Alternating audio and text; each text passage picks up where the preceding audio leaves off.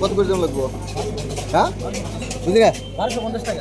বাজার নাই, গতকাল ডিম দিয়ে ভাত খাওয়া হয়েছে। কালকে আমার জামাই মানে বাজার করতে পারে না, সে আসছিল না, আজকে বাজার করতে গিয়েছে, বেশ কিছু বাজার নিয়ে আসছে। আগামী এক সপ্তাহ আশা করি আর কোনো টেনশন নাই। তো আজকে আমি যা যা বাজার করিয়েছি সেগুলো আপনাদের সাথে শেয়ার করছি। এই যে দেশি কই মাছ, অনেক দিন ধরে খোঁজ করছিলাম, ঢাকায় তো আসলে এগুলো পাওয়া একটু রেয়ার। আচ্ছা, এগুলো দেশি কই মাছ তো, তাই না? আর এই হচ্ছে, এটাও তো বললো যে নদীর ট্যাংরা। আচ্ছা, এটা ট্যাংরা না গুলশা? গুলশা। এত ছাই ছাই কেন? ছাই দিয়ে পরিষ্কার করছে ফাটছে। আর এনেছি হলো একটা আইড় মাছ, এটাও নদীরই, নদীর কথাই তো বলে দিব। এই যে আইড় মাছটা,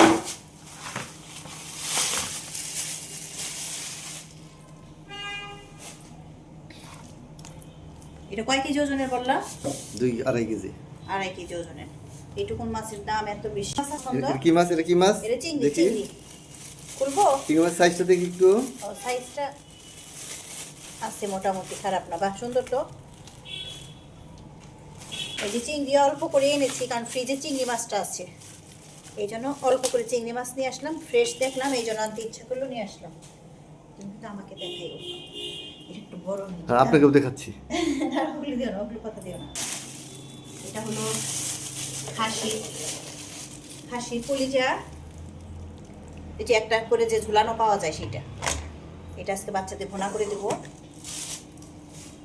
আর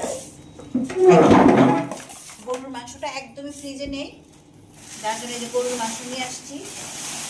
ও মা, এত তো এখানে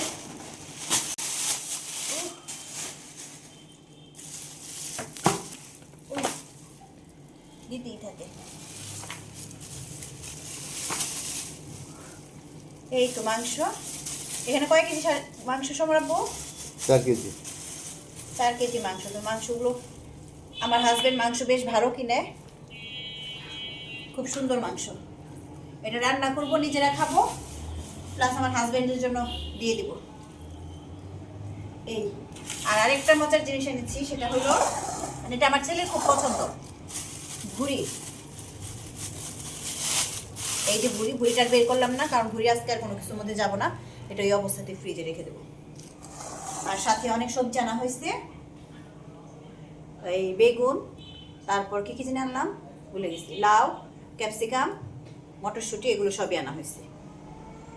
তো এই তো আজকের মতো এটাই ছিল বাজার, সবগুলো আস্তে আস্তে রান্না বান্না করবো ইনশাল্লাহ।